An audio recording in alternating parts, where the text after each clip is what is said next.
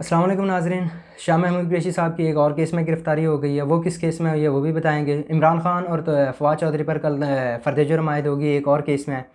दूसरी जानिब election commission का जो फ़ैसला है वो मुअत्तल कर दिया पेशावर हाई कोर्ट ने बल्ले का निशान, उसकी भी तफसीलात बताएंगे।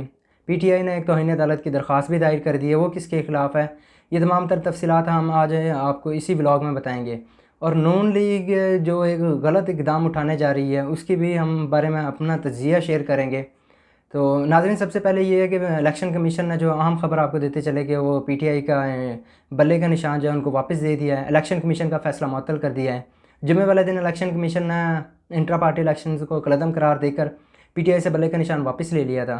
उसके बाद इतवार की छुट्टी थी, सोमवार की भी छुट्टी थी और आज अदालत में उन्होंने दरख्वास्त दी तो अदालत ने उनका इलेक्शन कमीशन का फ़ैसला मुअत्तल कर दिया और PTI को बल्ले का निशान वापस दे दिया।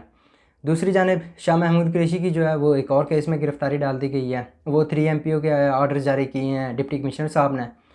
तो उनकी जो जुम्मे वाले दिन साइफ़र केस में उनकी और इमरान खान साहब की ज़मानत हुई थी और सुप्रीम कोर्ट ने उनको ज़मानत दी थी और आज उनकी रिहाई मुमकिन थी। तो एक और केस में गिरफ़्तारी के बाद अब रिहाई मुमकिन ही नहीं है।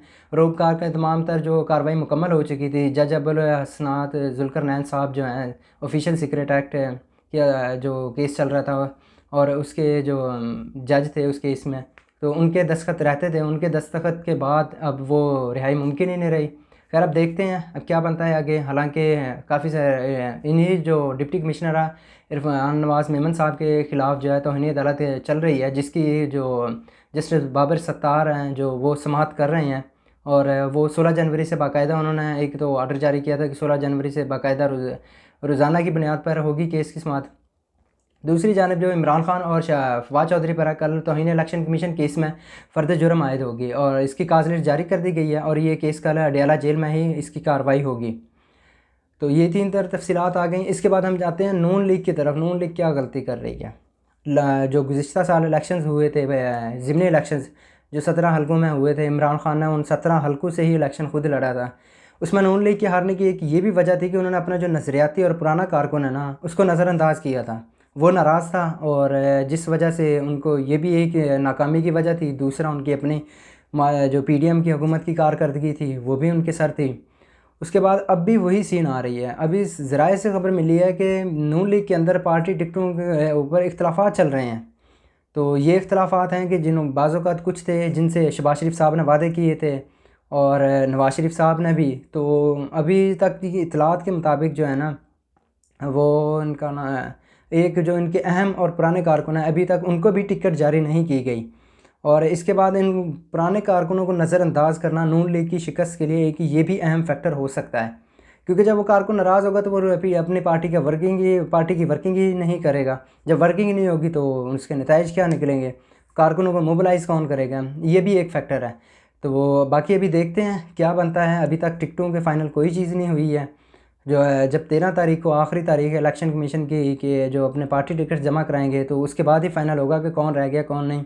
इस बार इलेक्शन में काफ़ी सारे जो है ना अहम सियासतदान वो भी नहीं आ रहे हैं। जैसे शाहिद खाकान अब्बासी साहब हैं, उन्होंने भी कागजात नामजदगी जमा नहीं कराए। खुसरो बख्तियार साहब हैं, उन्होंने भी नहीं जमा करवाए। मिफ्ता इस्माइल साहब हैं, वो भी अभी बाहर हैं, उन्होंने भी कागजात जमा नहीं करवाए हैं।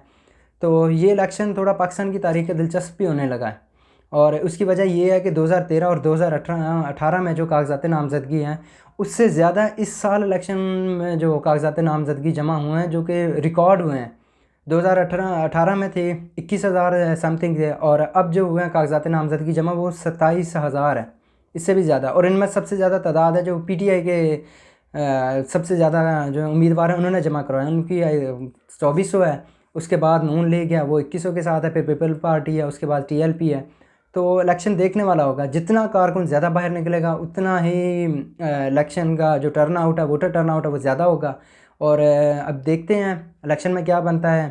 अगर हमारी वीडियो अच्छी लगी हो तो हमारे चैनल को लाइक कीजिएगा, वीडियो को भी शेयर कीजिएगा और चैनल को सब्सक्राइब कर दीजिएगा। अल्लाह हाफिज़। बाकी इंशाल्लाह जो फर्दर डिटेल्स होंगी वो कल की वो आपके साथ कल ब्लॉग में शेयर करेंगे।